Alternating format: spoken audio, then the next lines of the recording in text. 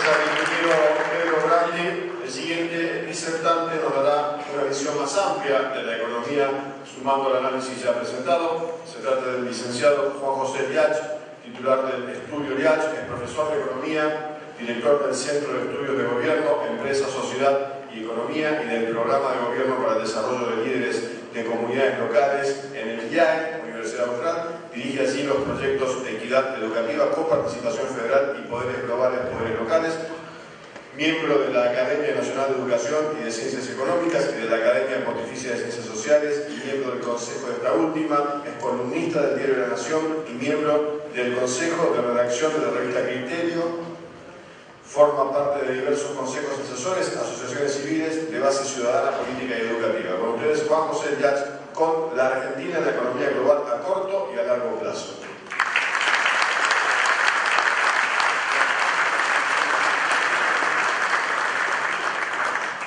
¿Qué tal? ¿Cómo les va? Muy buenas tardes a todos. Agradezco sinceramente a los amigos del Grupo Confluya haberme invitado a compartir con ustedes este 10º aniversario. Como hemos visto en la exposición de Pedro Brandi, ha sido realmente muy fecundo en logros. Agradezco también muy especialmente a Pedro Brandi porque me has ahorrado una parte no menor del trabajo. Por suerte las cosas que tengo escritas son parecidas, bastante parecidas. Vamos a tratar de hacer una mirada de corto plazo. La mirada que yo tengo es una mirada bastante optimista, pero también voy a compartir con ustedes algunas dudas que hay al respecto, ¿no? Sobre todo lo que tiene que ver con el corto plazo. Entonces, una breve mirada de economía mundial, poniendo énfasis en los países emergentes, como se dijo anteriormente.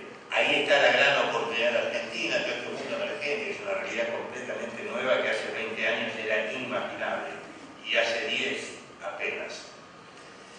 Y después pasaremos a la Argentina, la perspectiva de corto plazo, como la estamos viendo, y después una mirada más larga. Argentina es un país que, mal que nos pese, se ha ido retrasando respecto del mundo durante muchas décadas.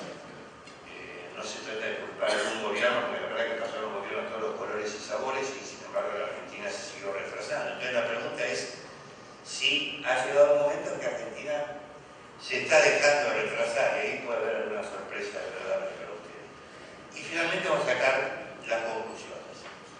De la economía global, bueno, hay varios fantasmas que desde un principio empezaron a circular, desde el 2008, ¿no? Uno, el fantasma de 1930, o sea, la posibilidad de que el mundo tuviera una crisis de la misma gravedad del año 30, para darse una idea. En esa época el desempleo en Estados Unidos llegó al 27-28%, y el Producto Bruto Total de la economía norteamericana desde el año 1929 al año 1933 bajó 50%.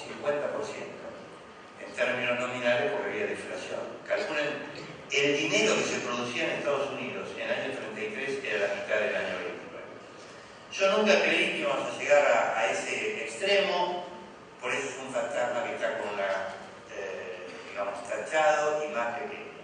Este fantasma es un fantasma más peligroso, ¿no? El temor de que, sobre todo Europa, se pueda japonizar, digamos así, con todo respeto hacia Japón. Japón hace 20 años tuvo una gran burbuja, parecía que tuvo el mundo hace poco, y como consecuencia de eso, cuando estalla la burbuja, entró en un proceso de muy bajo crecimiento y deflación. Para darles una idea, el índice de la bolsa de Tokio en el año 1989-90 era de arriba, alrededor de 30.000 puntos, y hoy está abajo de 3.000 en la misma moneda, ¿no? O sea, que puso la plata ahí, ahora tiene un tercio de los yenes que tenía hace 20 años. El tercer fantasma está puesto entre paréntesis porque no lo vemos probable en ese mismo momento, es el fantasma del año 73, que pasó en el 73, la crisis petrolera, una gran inflación en el mundo y suba de las tasas de interés. La tasa a las empresas llamada Prime en Estados Unidos superó el 20% anual, para darles una idea. Los jóvenes que están acá y me miran ni se acuerdan de eso, no existían, pero ocurrió, yo les puedo asegurar que ocurrió. Y el mundo en consecuencia se estancó, fue la famosa estanflación. Ese fantasma amenazó a aparecer en 2008, ¿se acuerdan? Cuando los commodities volaron.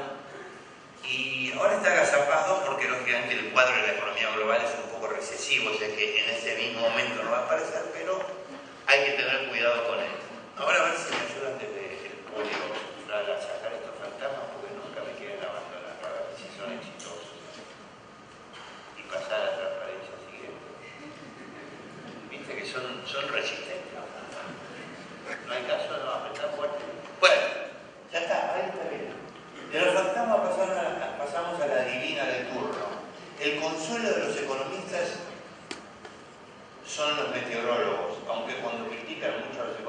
me refugio en mi carácter de sociólogo. Los meteorólogos, ustedes saben que tienen hoy día satélites. Nosotros no tenemos satélites tan precisos para ver qué es lo que va a pasar con el clima, y sin embargo, digamos que el margen de error de la meteorología todavía es importante, o sea que nos podemos de alguna manera consolar.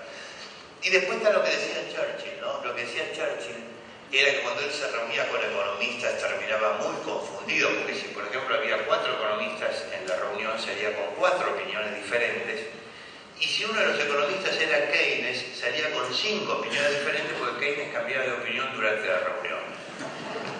No se querían mucho, como es evidente, Churchill y Keynes.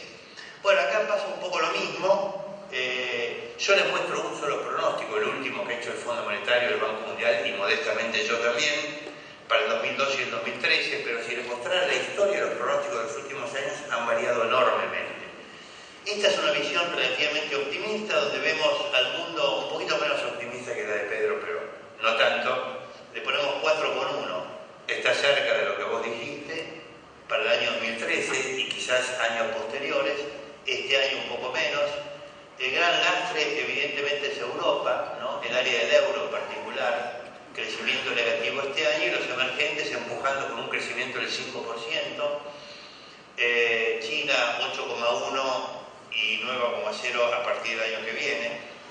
En fin, esta transparencia lo que quiero mostrar más allá en detalle de los números es que yo creo que lo más probable es que la economía global, a pesar de la situación compleja en la que se encuentra, tenga de aquí en más un escenario de crecimiento. Ahora, cuando leo esta mañana, por ejemplo, ya con la mano en el corazón, ¿no?, que en España han perdido 200.000 millones de euros de depósito, que equivalen al 12% total, me pongo un poco nervioso, incluso respecto de este pronóstico. Pero aún así lo mantengo, bueno, esto se hizo muy popular, ¿no? Decía que hasta que los políticos realmente hagan algo por la economía tenga miedo. En realidad, lo que hemos observado en el mundo es una gran indecisión de la clase política para tomar decisiones.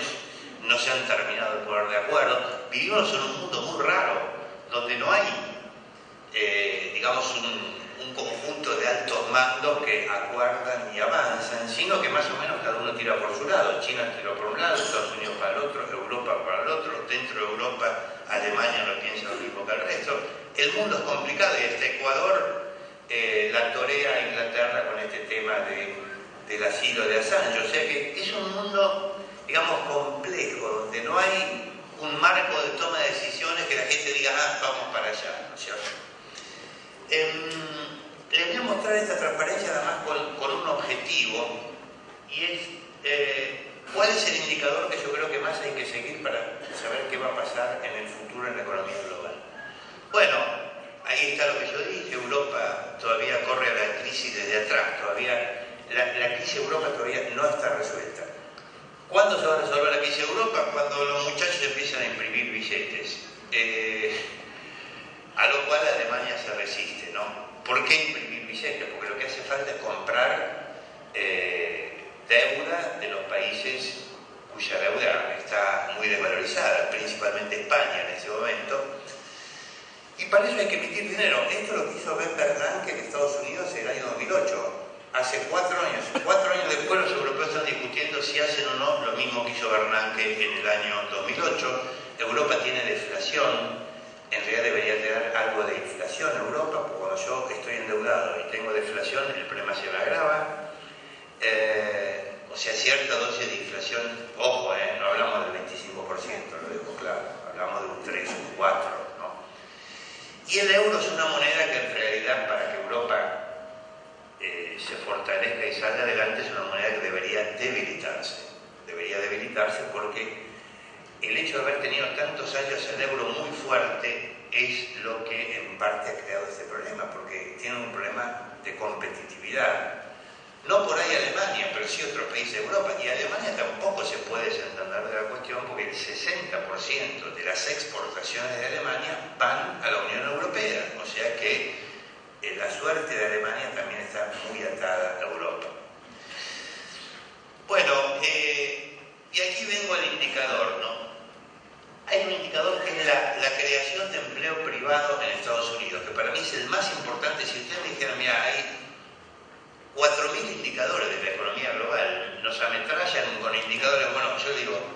Este para mí es el mejor predictor de lo que va a pasar en la economía global. ¿Cuánto empleo se crea en Estados Unidos? Porque a la medida que eso sea un buen número, el consumo en Estados Unidos va a repuntar, la economía norteamericana va a estar sólida, y si la economía norteamericana está sólida, con el empuje de los emergentes, se puede, digamos, soportar mejor alguna profundización de la crisis que venga en Europa. Ese número ha estado oscilando. En el 2011, por ejemplo, en el primer trimestre se crearon 637.000 puestos de trabajo, en el 2012 631, bastante parejo, pero en el segundo trimestre de este año cayó a 274.000, o sea, una caída tremenda de la creación de empleo, 85.000, 105.000 y 84.000 en abril, mayo y junio. En julio reportó mucho, 172. O sea, yo les diría, cualquier número que esté cerca de 200.000 es bueno. Si está abajo de 150.000 es malo. Todos los primeros viernes de mes sale este indicador y bueno, con eso ustedes pueden saber si, por ejemplo, 3 meses seguidos este indicador da bien, quiere decir que la economía norteamericana está realmente saliendo adelante. Y ahora vamos al mundo emergente, que es lo que más me entusiasma a mí, como se ha visto también en la exposición anterior de Pedro Blandi, ¿no?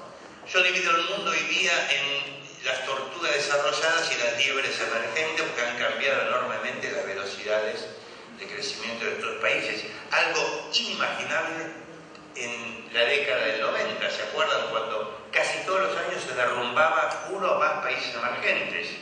México y la Argentina en el 95, Asia en el 97.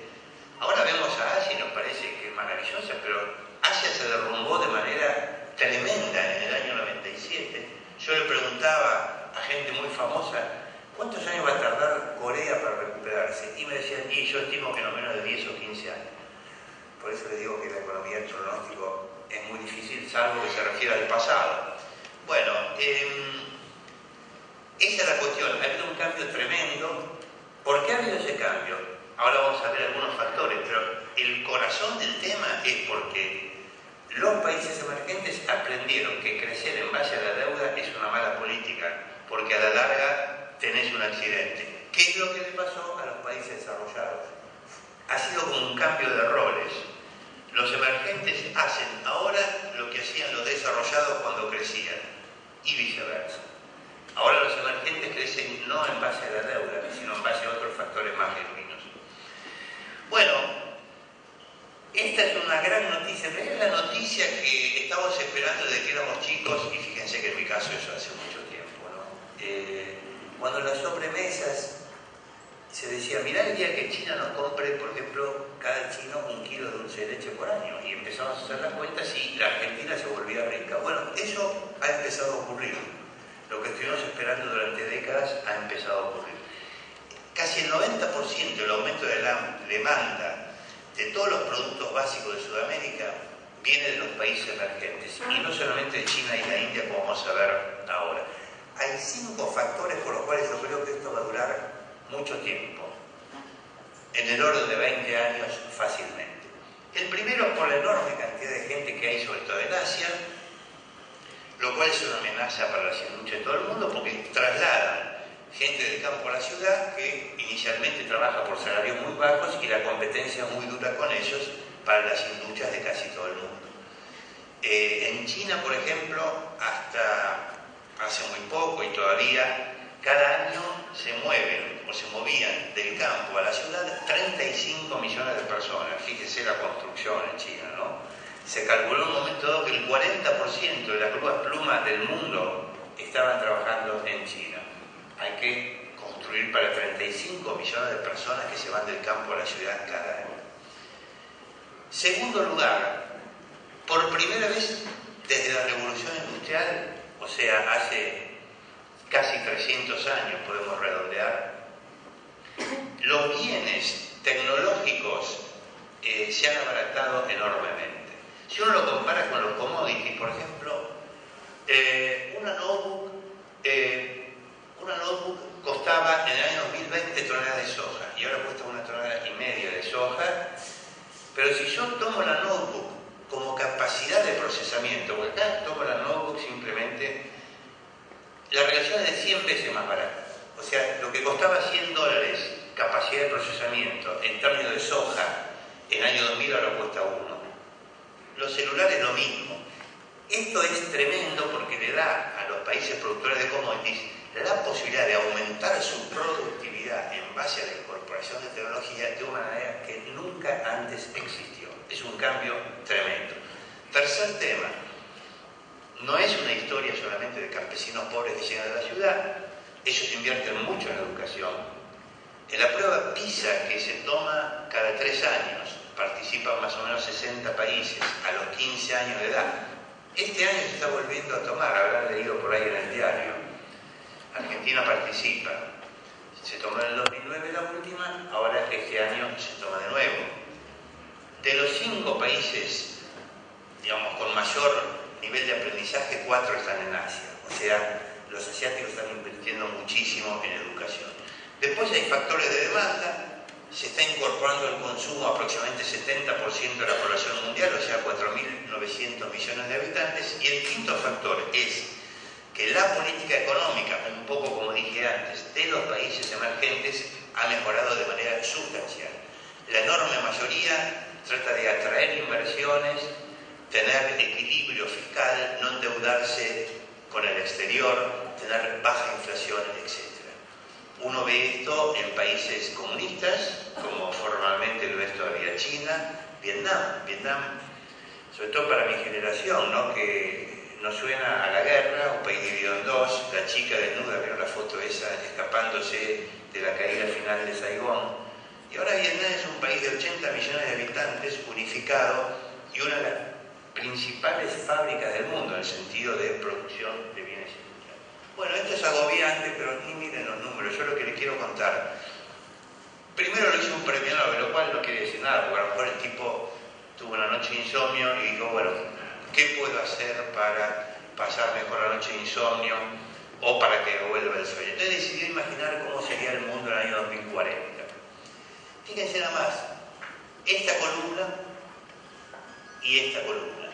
Según este señor Fogel, en el año 2040 China va a tener el 40% del Producto Bruto Mundial. Imaginen la torta del Producto Bruto Mundial, 40% China. India va a tener aproximadamente 12% y el sudeste de Asia otro tanto. Entonces, entre ellos tres van a tener cerca de 2/3 del Producto Bruto Mundial. Estados Unidos va a bajar del 21 al 13,5%. Europa dramático. Va a bajar de 20,7 a 4,9. Estamos hablando de Unión Europea. De 20,7 a 4,9. Crecimiento poblacional cero en Europa.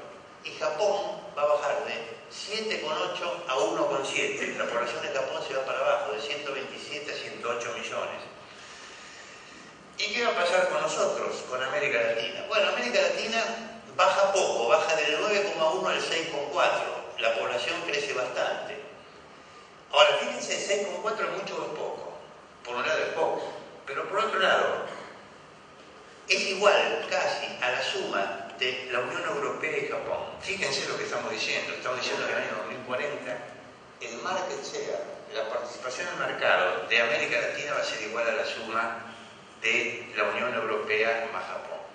Todos estos números no hay que tomarlos en serio. Lo que importa es la tendencia que está atrás de eso, que yo la llamo el regreso de Oriente, o sea, porque como estudiamos en el colegio había 6 volúmenes, ¿se acuerdan? Oriente, Grecia, Roma, Edad Media, Moderna y Contemporánea. Ahora se está empezando a escribir el 7º volumen de la Historia Universal, que se llama El Regreso de Oriente, pero que está apenas en el prólogo.